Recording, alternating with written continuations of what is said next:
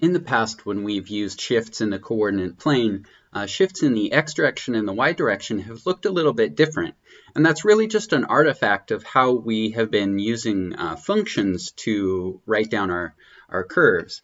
So what I want to do is spend a minute to make the two coordinates look more similar, because it turns out that that will be useful when we think about dealing with conic sections. In the past, when we've looked at shifts, we've had the graph of a function like this, so y equals f of x. Okay, and that gives us some graph, maybe like this. This looks vaguely cubic, I guess. And then if we want to shift in the x direction by some amount c, okay, so of course if c is positive, then this shift would be to the right, because that's to the right is the positive direction in the x direction.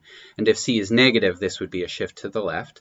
So what that does to the graph, since we're shifting by c, it takes this, every point on the graph and moves it over c. So that would move this, this local maximum here over to the x coordinate c, and so maybe it would end up looking something like this.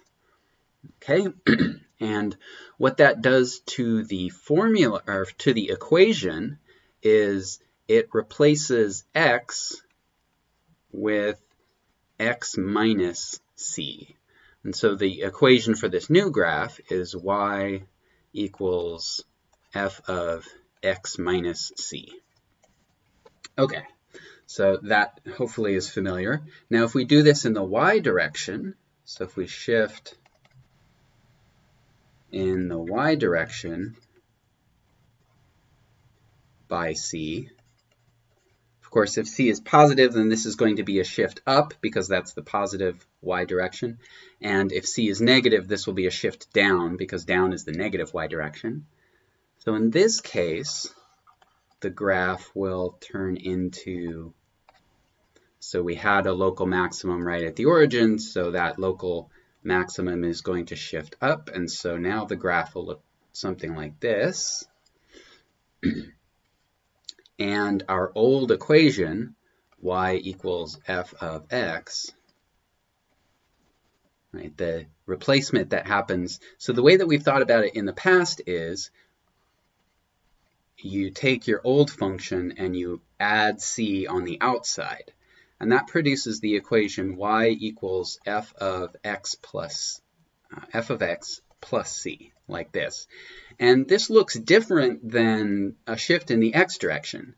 But if you subtract c from both sides on this equation, you get y minus c equals f of x.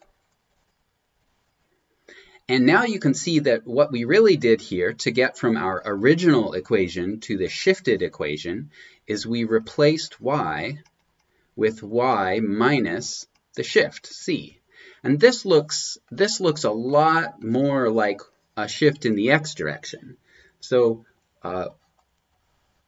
the lesson here is that whether you're shifting in the x direction or the y direction, in your equation you just replace your variable, either x or y, with that variable minus the shift.